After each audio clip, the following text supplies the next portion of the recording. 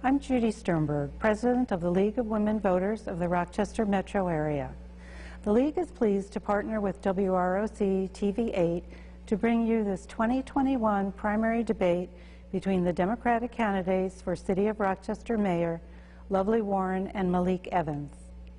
The League of Women Voters is a nonpartisan organization that does not support or oppose candidates or political parties. We encourage informed and active participation in government and believe informed voters are the backbone of our democracy. For more information about the races and candidates that will be on your ballot this June, visit the League's online voter guide at vote411.org.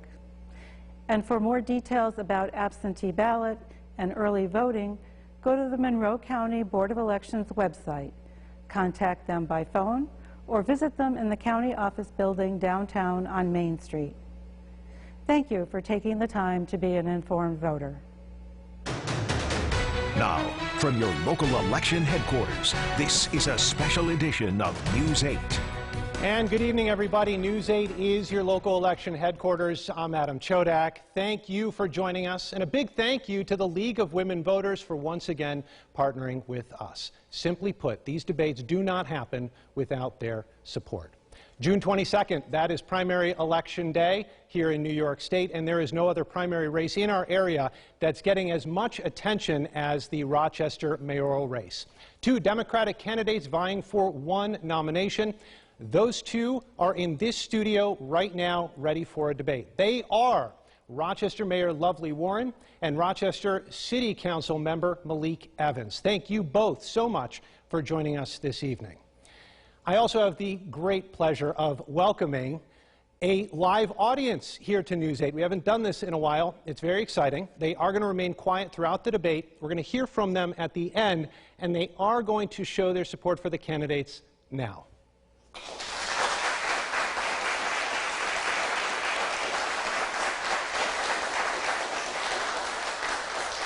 We are going to begin with opening statements, starting with Councilmember Malik Evans. Thank you. Thank you, Adam, and News 8 and the League of Women Voters. And I want to thank my anchors, my wife and my sister, for being here with me. And I want to apologize to my children at home because they thought they'd be watching Wheel of Fortune tonight, but we're in this time slate for this debate. My parents left me with a mantra that they gave me throughout my life: to whom much is given, much is expected. And that is why I have dedicated my life to public service. I believe that anytime we enter public service, it is important for us to remember that it is the people that we must always put forth first. And in this campaign, that is definitely the case. Today, we stand on the precipice of the anniversary of the death of George Floyd, which dropped a pebble in the larger United States of America, but brought an earthquake here in Rochester. And that showed us that we have great divides here that must be bridged. As your candidate for mayor, I want to be that candidate to bridge the divides that we have in this community, so that way we can solve our problems together to build a stronger, more prosperous Rochester. And I look forward to this debate this evening. Thank you. Thank you, Councilman Evans. We're going to move now to the opening statement from Mayor Lovely Warren. Mayor. Good evening. Thanks to Channel 8, the League of Women Voters, and my opponent, I come before you tonight to humbly ask for your vote. I come before you tonight as a woman who is in many ways just like you.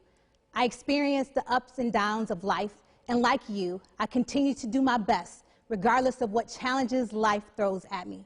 You have an opportunity to continue with the mayor who has a proven track record, one who will not abandon you when things get tough, one who puts your needs above any challenge she might face. I'm not your ordinary mayor. I don't have what some may say is the perfect life. I have a life that is like so many Rochesterians. At times, it's imperfect. At this moment, I believe that is exactly what our city needs: a mayor who relates to your challenges and delivers results.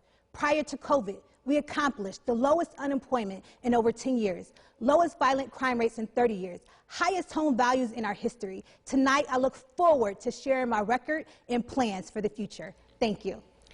Thank you, Mayor Warren. We're going to move now to the question and answer section, and here's how it's going to work. I'm going to direct a question to one of the candidates. They'll get a minute and a half to respond. The other candidate will then get a minute to rebut that comment if they want, and then each will get 30 seconds as long as we decide we can go with it. The first question is going to go towards Councilman Malik Evans.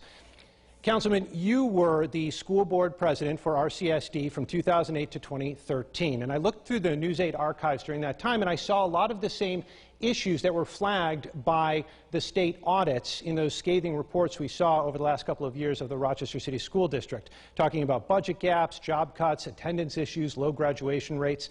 Voters are trying to determine who will be the best leader here. So the question to you is, what did you do in those years to demonstrate leadership and push for change? Absolutely. I'm absolutely proud of my service on the Rochester Board of Education. I often tell the story of when I told my mom I was running for school board. She cried, and I said, "Mom, why are you crying?" She said, "I'm crying because you're going into a system that has had 50 years of challenges, but at the same time, I'm proud that you're willing to step up as a 23-year-old and serve." And while I was there, I'm proud of the service that I demonstrated while I was there. We advanced the pre-K program, which at the time was not something that was on the national radar, and we got 3- and 4-year-olds full-time in school. At the time, Rochester was not taking advantage of the facilities modernization program, and we got phase 1 there. We expanded the exponentiary learning schools over at School 58, started another one at School 10, the Dr. Walter Cooper Academy. So while it was a challenge, there was definitely more work to do, but I did my very best during my time on that board. I'm proud of my service, and of course, there are still challenges that remain, but while I was there, I did everything I could to ensure that we gave our students a great opportunity as it related to pre-K, as well as it related to things like facilities modernization, expanded health services, and many other programs that I helped to implement while I was there. All right, Councilmember Evans, thank you. 1 minute now goes to Mayor Warren. As we all know, the challenges that we face today and many of the things that are happening on our streets are because of a failed education system for generations. And I am proud to have worked with Superintendent Leslie Myers-Small over the last year to ensure that our children received the support that they needed during the pandemic. While our schools were closed, the city decided to open up our recreation centers to provide learning labs to our students right in their neighborhood. We decided to feed millions of meals to our children because we wanted to make sure that they got the nutritional support that they needed as they were at home facing the pandemic. We continue to work with our parents and our families to ensure that our children get the mental and educational support that they need to overcome the challenges that they face. And we will continue to work together as we move our educational system forward.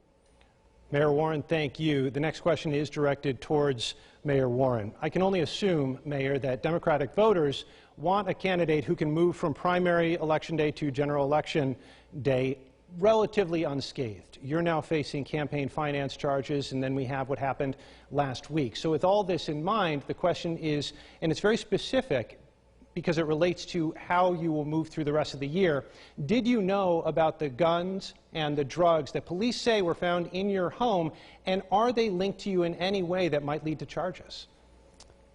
So Adam, I thank you for that question.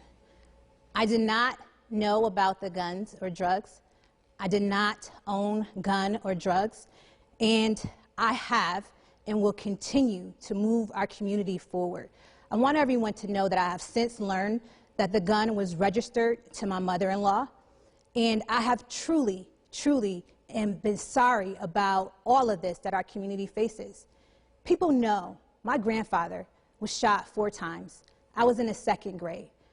I am the child of a substance abuse person.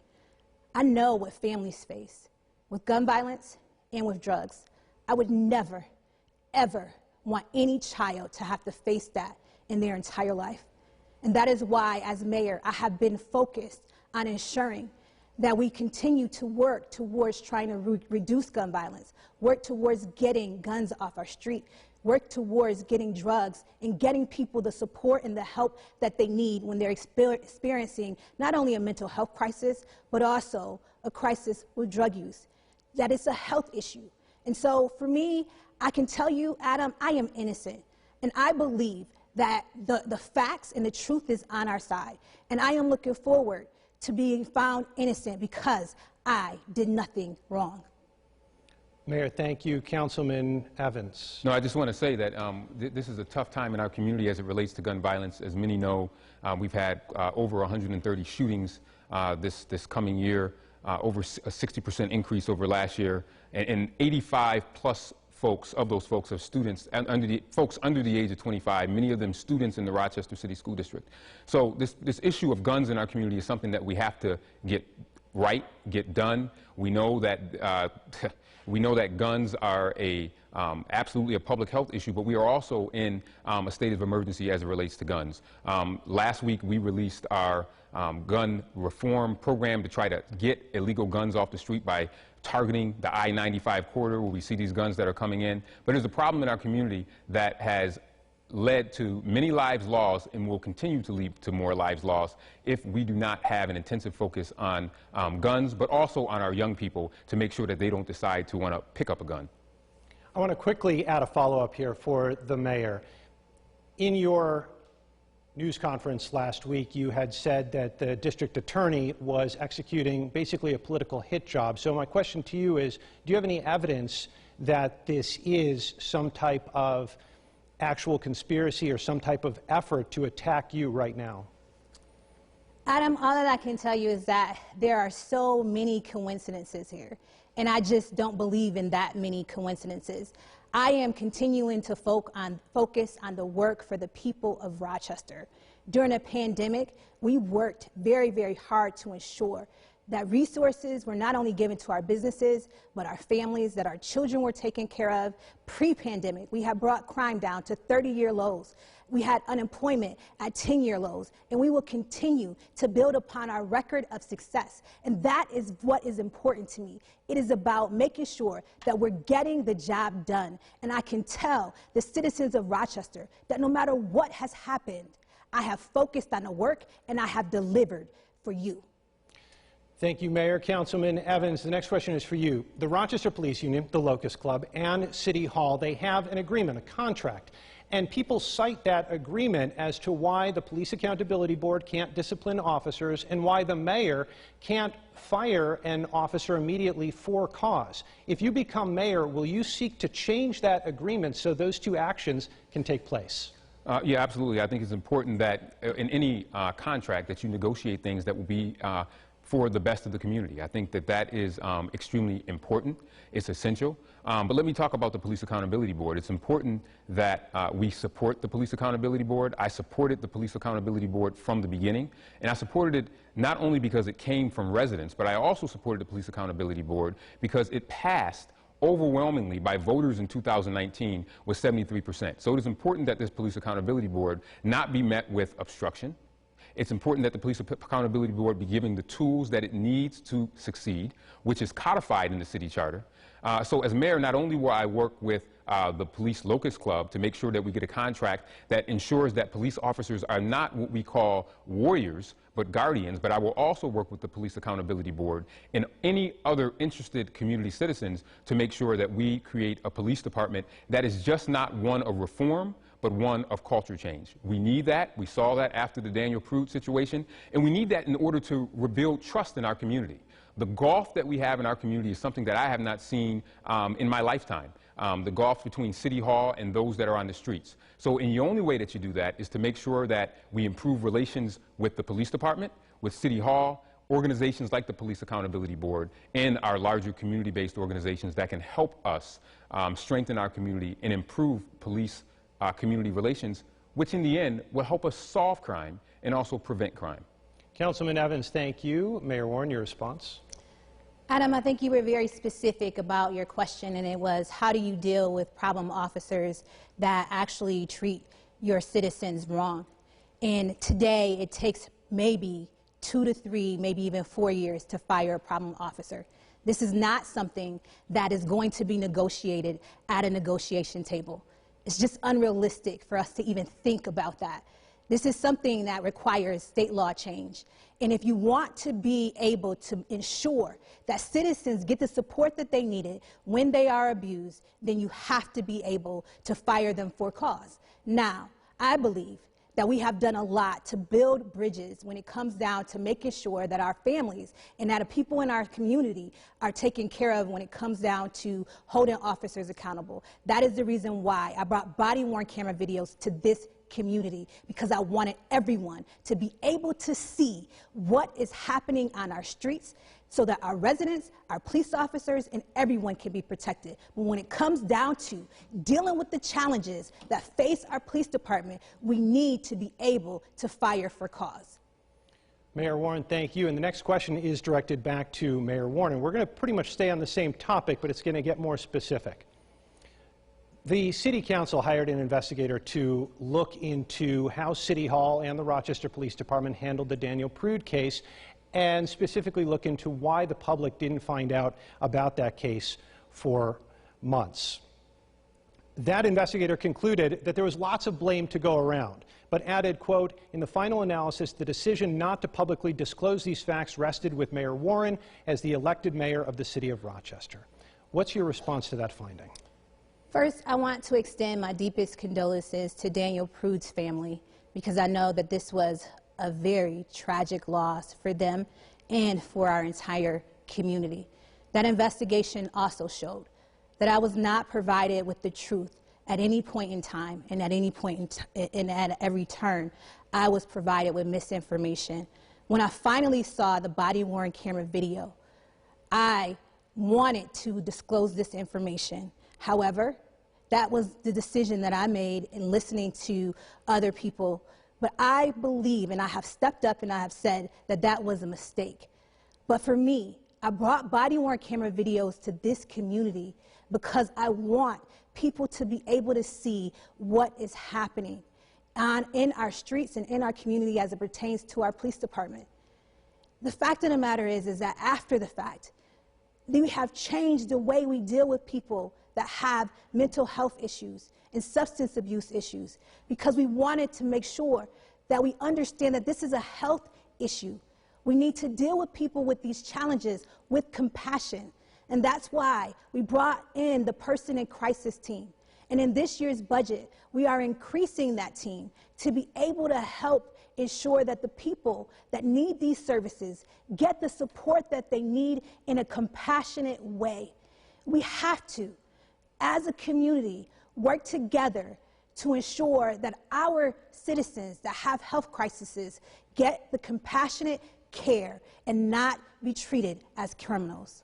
Mayor Warren, thank you. Councilman Evans, you were on the City Council when all of this happened. You were part of the City Council that hired this investigator. You looked at the report. What's your response to this? My response is that this situation absolutely has torn the city apart. And I think it has even put friction between the two branches of government, the mayor's office as well as City Council.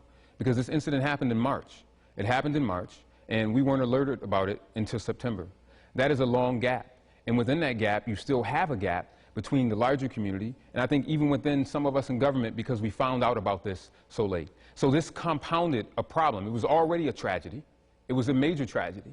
But then when you have someone says, this can never see the light of day because we will all lose our jobs and the city will burn.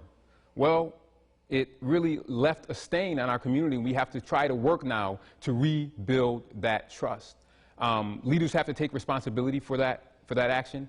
And anytime you have an in-custody death regarding a police officer, no matter if it's an overdose or someone hitting their head and dying, or like an officer involved death, we have to make sure that we let the public know, because they have a right to know. And our elected officials, including the other branch of government, absolutely has a right to know when it happens. Not 9 months later, but when it happens. Mayor Warren, would you like 30 seconds? Yes, I want to be very clear that I wasn't the one that made that statement. And so I truly believe in making sure that the public is aware of information. And that's the reason why I brought body-worn cameras to our community. Working with our then police chief, Simonelli, we created the most robust body-worn camera system for a city of our size, and the policy that we implemented with it to be able to turn it on. Had we not had body-worn cameras, we would have never known what happened to Daniel Prude. Mayor, thank you. The next question is for Councilman Malik Evans. This one comes directly from the League of Women Voters. Rochester 2034 is a 15-year plan which, in over 400 pages, lays out a comprehensive path to a vibrant future for Rochester. Which of its features are highest priority for you, and why are you most optimistic about what can be achieved? I think the place-making items makes me most optimistic. I will say that the 2034 plan, and I applaud the mayor and her administration on this plan, and council and the broader community. That plan, I think, is an example of how we all can work together. You had so many sessions of people throughout the community, as well as folks within City Hall and outside City Hall. So I'm excited about that because it shows the excitement that our community has when you bring them in to be able to be involved in the decision-making process. And that's why the 2034 plan is absolutely, I'm absolutely optimistic about it. But however, as with any plan, because I was around during the 2010 plan as an intern at City Hall, it's important that we make sure that these plans don't collect dust, that they're operationalized, and that they happen. And I think that that's where the community also will play a role in terms of holding City Council, as well as the mayor, whoever that may be in the coming years, accountable for this plan. The plan is important. It's important because it has the buy-in of the community, and it's something that all of us in this room and all of you working at home can go back to because it had wide-scale community participation, and that really should be our guide as we move forward going into 2034. But I'm sorry, Councilman, your highest priority from that plan, what would that be? It would be the placemaking plan in terms of us focusing on the housing piece. I think that is very innovative and creative in terms of changing the way that we look at housing and also zoning. Rochester was built for a city that is different than it is now. So that is critical that we look at those pieces to ensure that there's community involvement there, but that we have major changes in our zoning. So if you go on Hudson Avenue, it's not zoned the way that it should have been 50 years ago, right? So as we look at changing zoning around the city, I'm extremely excited about that because I think that it's going to bring us into the 21st century. Rochester doesn't look like the way it looked in 1965 or 1865. So as we move forward into 2034 and beyond, it's important that we look at zoning, that we look at placemaking, that we look at housing. All those things are what I am extremely excited about in this plan. All right, thank you. I gave Councilman Evans a little bit of extra time, so a minute 30 response here, Mayor Warren, to the 2034 plan. I am truly excited about Rochester 2034 because it looks to the future. When I look at the future and I look in my daughter's eyes, we're building a city for her and for every child across our community. We work collectively together, and I want to give our planning team at City Hall a big round of applause for their work on this plan with our community, because it truly was everyone working together to look to the future. And when we think about all the things that are in Rochester 2034, it is about jobs, safer, more vibrant neighborhoods, and better educational opportunities for our children. And when we think about jobs, it's about building our neighborhoods and putting people to work and putting in the infrastructure for stronger neighborhoods. When we think about safer, more vibrant neighborhoods, it's working with our police department, with our Department of Human Services and Recreation to ensure that our children and all those that live in our city get the support that they need.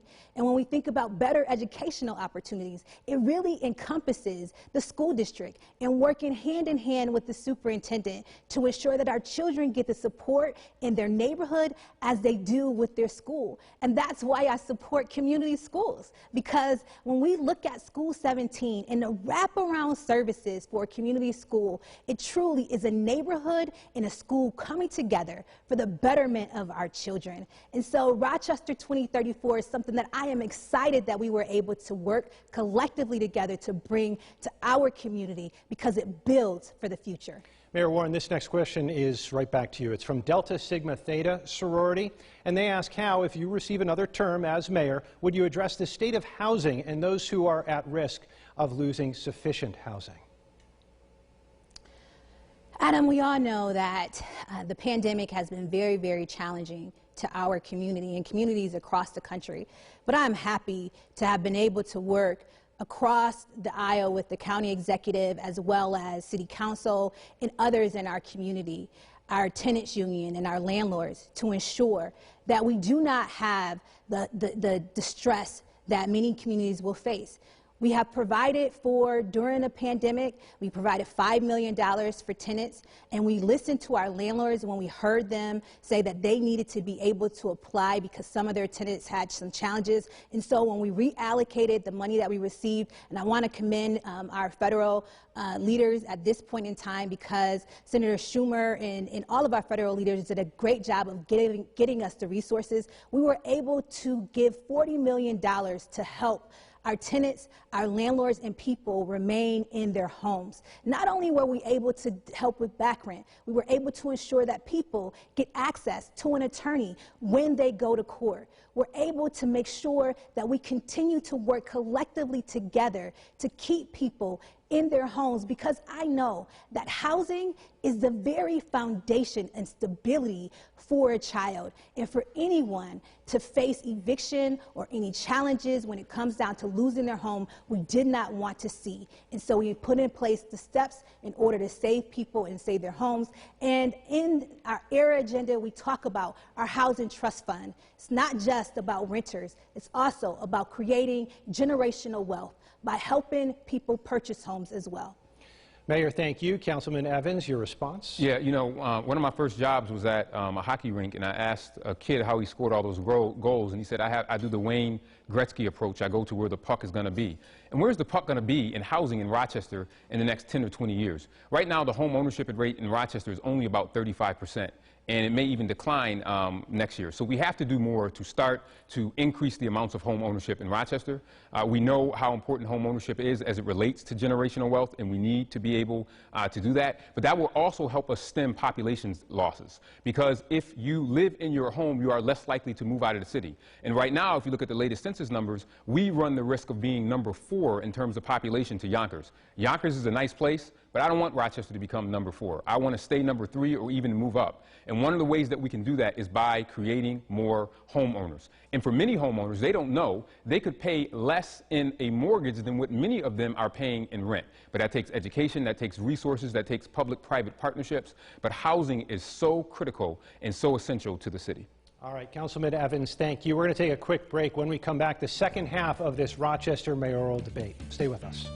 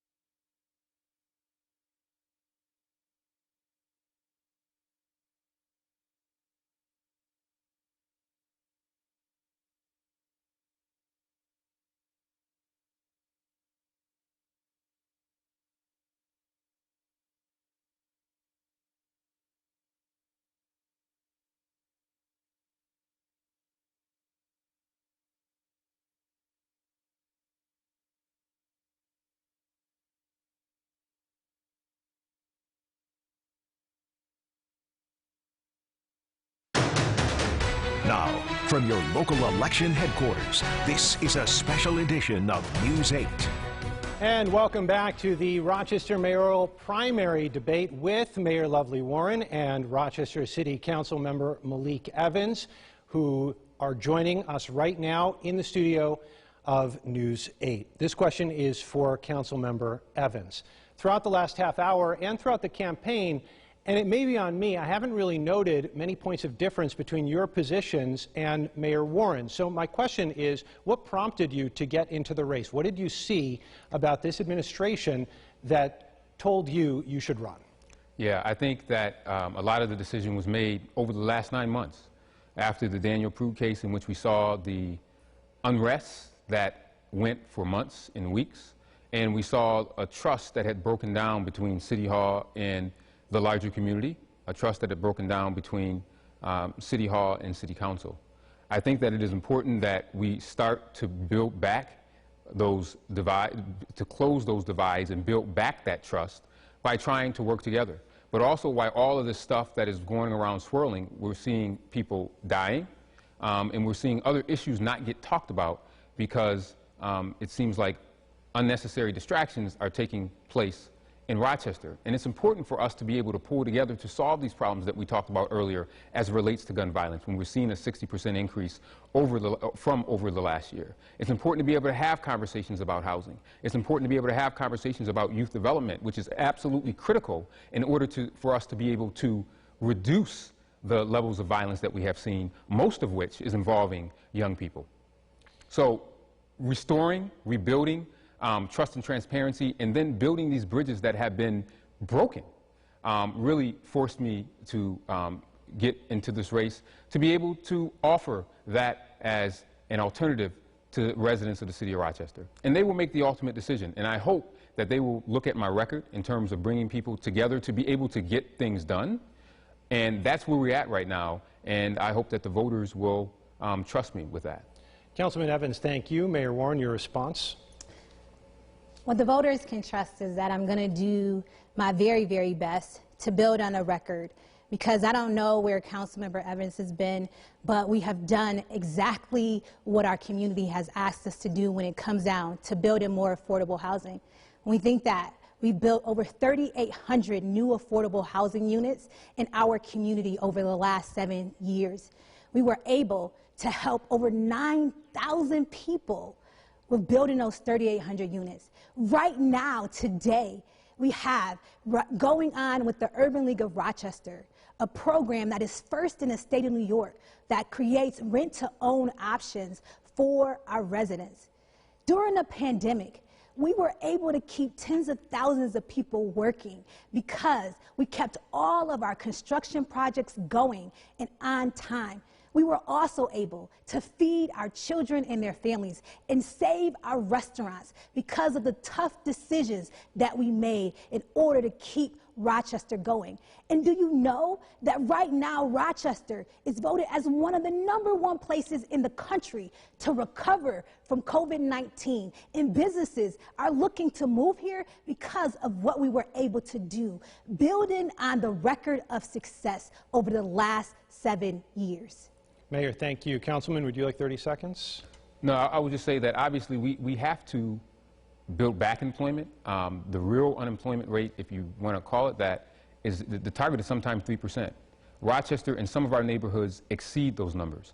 And I think it's important that we are transparent, and I will be.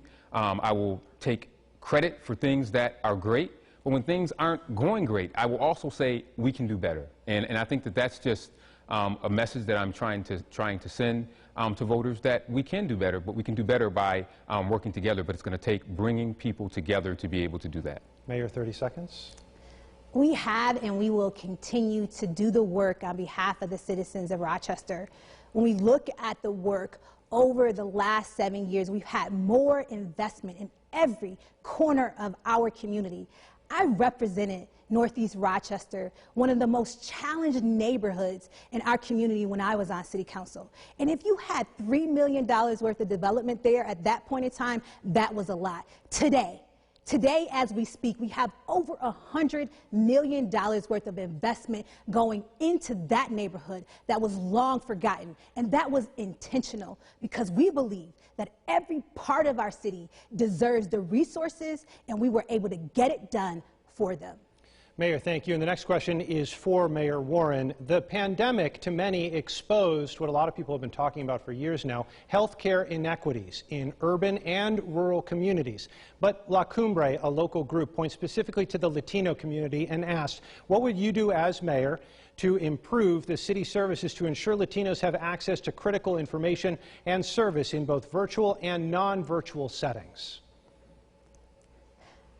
I have been most excited to work with our Latino community, and first, being able to work with them to get many of the projects done in Northeast Rochester, where many of our Latino citizens live. La Marqueta was on the books for over 50 years. Working collectively with our community, we were able to get that international plaza at La Marqueta built, and it was because of the work that we were able to do in partnership with Ibero and others in the community. We worked with Project Hope and others in our neighborhoods to ensure that the resources and the support is going across the board to everyone in our community when it comes down, especially to our Latinos. During the pandemic, we realized that there was a challenge and a barrier when it came down to language. And at every press conference, we ensured that we was also giving information to our Latino community in Spanish, that the things that we were putting out in writing were also translated into Spanish. And that is the reason why it also in our ERA agenda talks about new Americans and people that are coming to this country. Being the child of an immigrant, I know what challenges people that are coming to this country and our community may face, and I am proud to work with our new Americans as well as our Latino community to ensure that everyone is able to participate in the economic recovery of our city. Mayor, thank you. Councilman Evans, your response? Es necesario que las personas en la comunidad trabajan juntos y vas a tener éxito. And what I'm saying is that we all have to work together with our Latino brothers and sisters to make sure that we are all successful in making a better life for not just Latinos, but all of us in the community. And the disparities, just like in the African American community, in the Latino community, are stark. COVID has showed those divides. And I want to talk about particularly around vaccinations.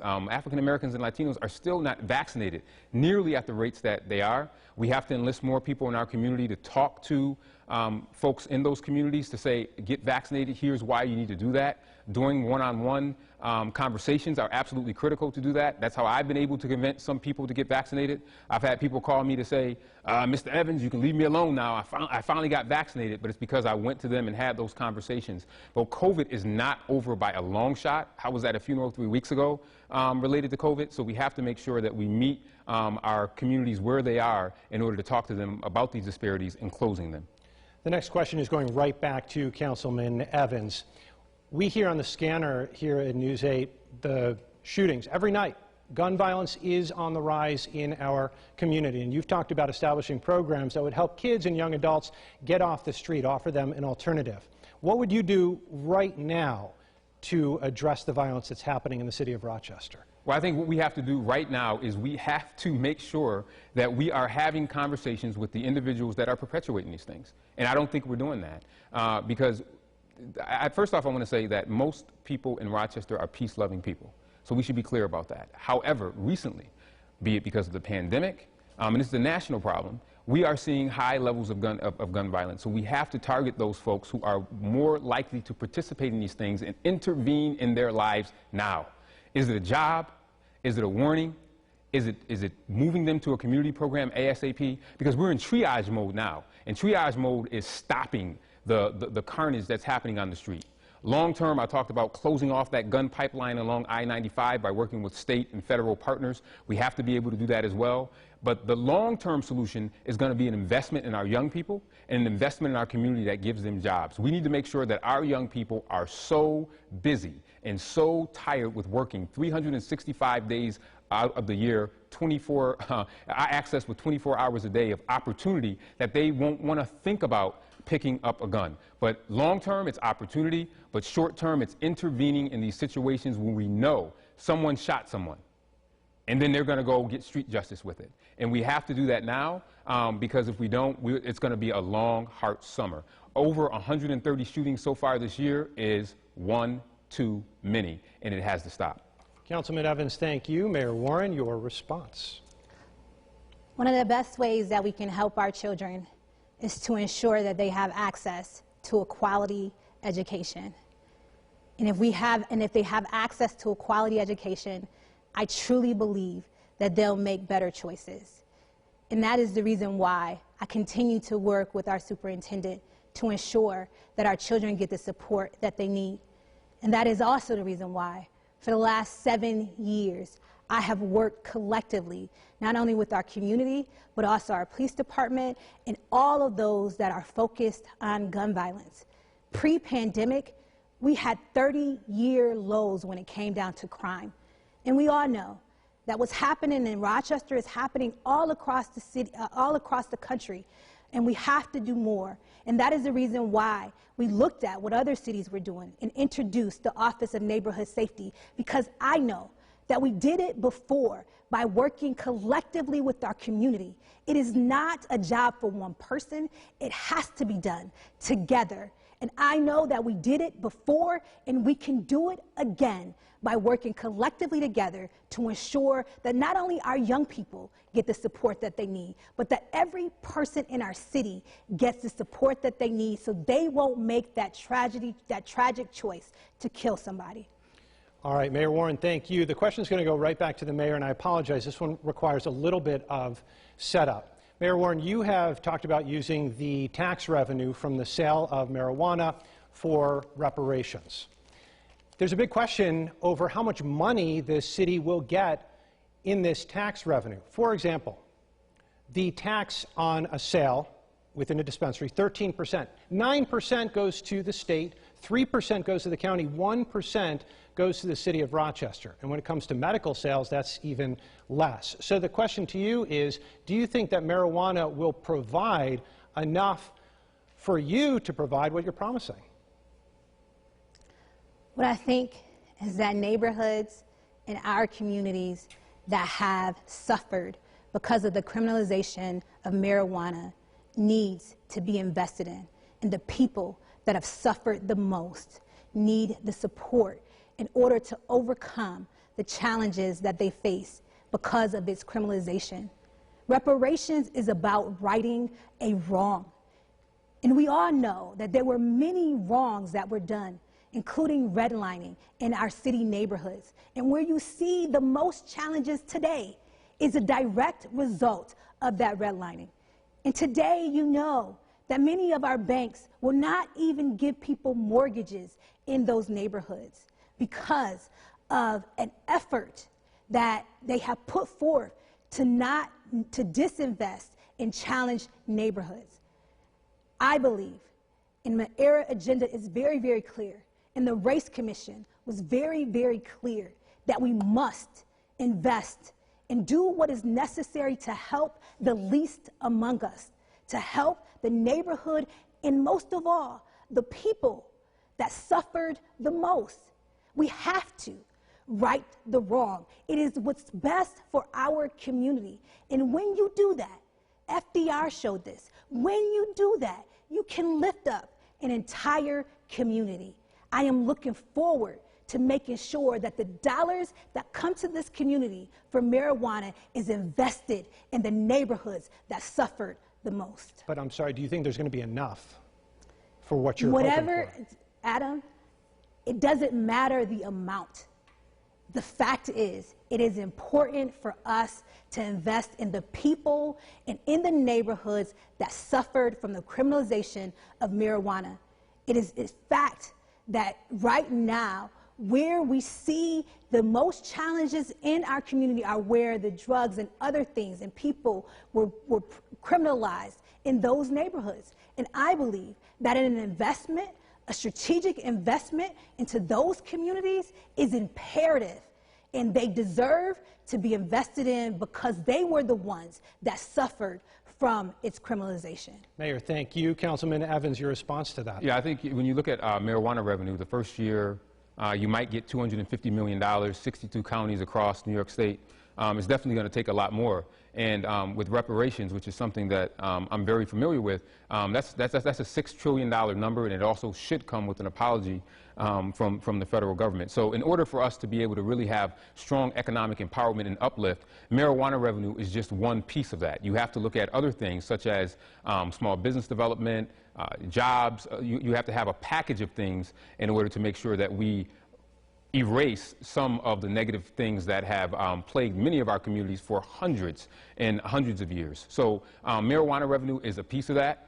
We have to make sure that there is equitable distribution. For example, we don't want to become Chicago. Chicago legalized marijuana, and you still don't have a single African American dispensary in Chicago, and you don't have a single African American sitting on a corporate board as it relates to marijuana in Chicago. So we want to make sure that any marijuana revenue that comes into Rochester, that it is distributed equitably, but that we don't pop the champagne and think that it's going to solve all of our problems, because it won't, because it's not enough money.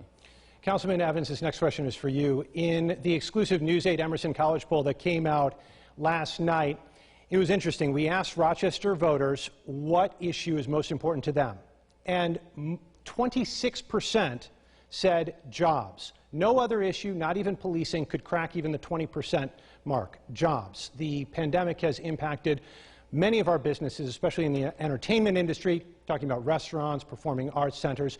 What programs or policies would you lean on or create to fuel economic development and job creation? First off, the best way in America to create jobs is to support small businesses. If 1 in 3 small businesses in America, think about this, create at least one job, America could be at full employment. What does that mean? That shows you the power of small businesses, because those small businesses then become those big businesses. They become your next Datto. They become your next Wegmans. So we have to make sure that we have an intense focus on small businesses and them creating jobs. The second piece of that is that you have to make sure that you're retaining the businesses that are there, and that you're incentivizing them for training new workers to be able to come into the workforce that may not have a skill. So that means giving private-public partnerships. So if it means City Hall giving half of that worker's salary and the business giving the other half, that allows people to be able to have the skill set to then move up to their jobs. And then the third piece is attracting businesses that are from other places to get them to come into Rochester to say, hey, here's why Rochester's a great place to be. So the mayor being an ambassador to a company that might be in Denver, Colorado, or in Tanzania, Africa, or anywhere, right? Trying to find those companies to be able to come there. So it's a multifaceted approach. It's not just one thing, but those 3 things are ways in which we create jobs, but retaining them, training folks are absolutely critical. But the core of it all is small business development. They grow and they provide jobs for people in the long run. Councilman Evans, thank you. Mayor Warren, your response to that? Well, I don't want to talk about what I would do. I'm going to tell you about what I have done. And because of the work that we were collectively able to do at the City of Rochester, we were able to save hundreds of businesses in our community. Our restaurants were under siege during COVID. We created a program to help our restaurants and our senior citizens get the support and the help that they needed. We created a program that gave millions of dollars to our small businesses to help them be able to survive the pandemic. We created the Office of Community Wealth Building because everybody does not want to be an employee. We want to help them become employers. And the Office of Community Wealth Building specifically deals with entrepreneurs getting into the market. We also support people with our YAMTEP and ReJob program, which are job training programs, ensuring that they get the support that they need to go to work. And so across the board, from helping people get the training they need, to saving jobs, to making sure that we're providing the resources so that people can survive, we have done that. And I want to make a quick point here. Pre-pandemic, we had the lowest unemployment rate in over a decade. The lowest unemployment rate in over a decade. We did it before. I know that working collectively together, we can do it again.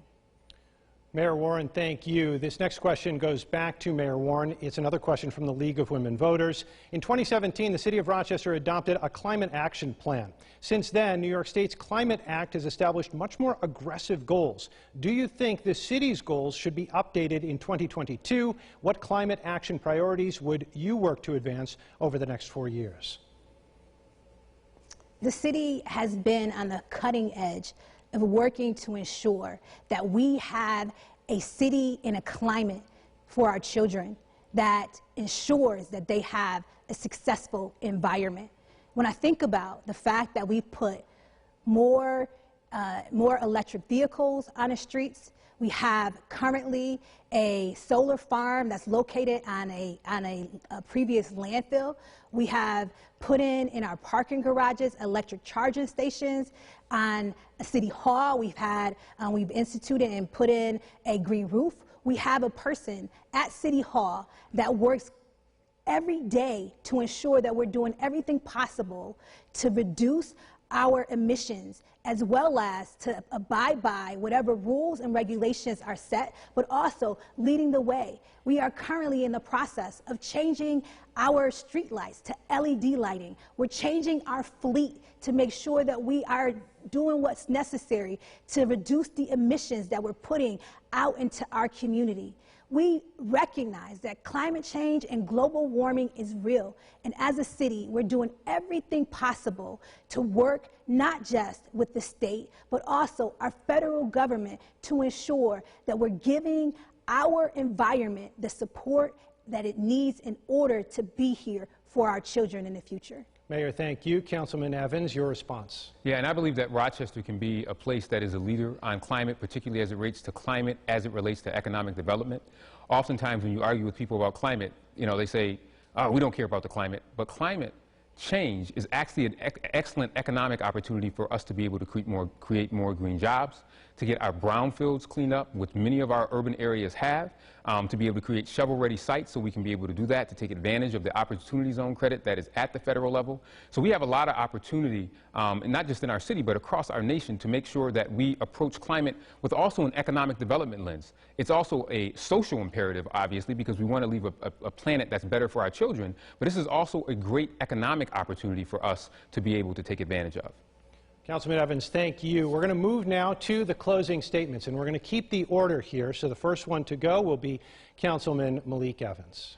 As a child, I listened to my parents, and they played a song from the Children of Selma that said, "Someone marched for me, and they did not know my name. Someone suffered and died for me, and they did not know my name."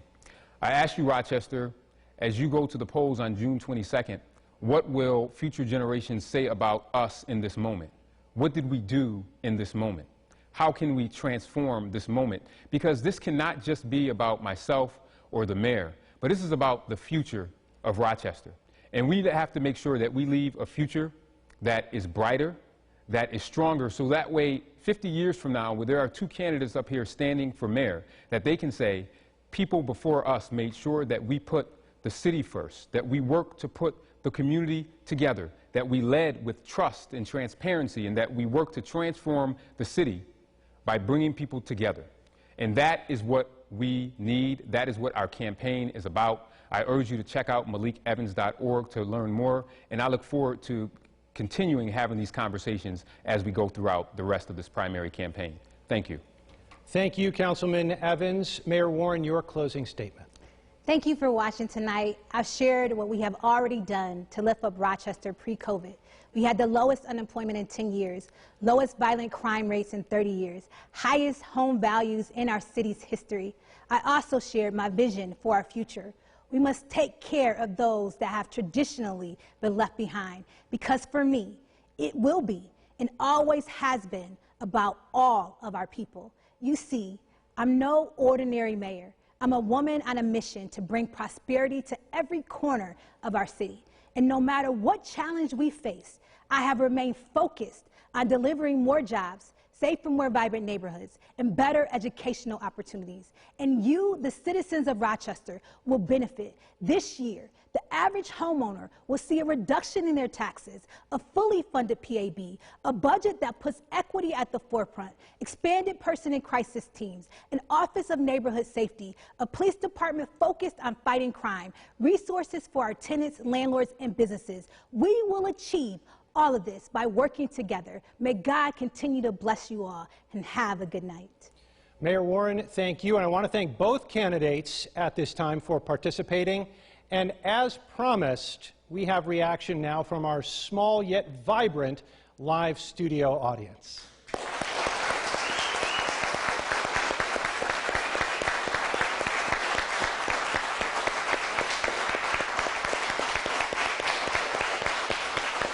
Again, I want to remind all of you that primary day is June 22nd. That is a Tuesday. For this particular race, by the way, you have to be a Democrat to vote in this race. That's the way New York State works. But there are plenty of races out there, so make sure you know what's up. To rewatch this debate in its entirety if you want to do so, or if you want to share it. Also, if you want to get a hold of our primary voter guide, which is very handy, it outlines all the major races in and around the Rochester area, just log onto our website, rochesterfirst.com. I want to thank the League of Women Voters again for their support, and most of all, I want to thank you for watching tonight. Good night.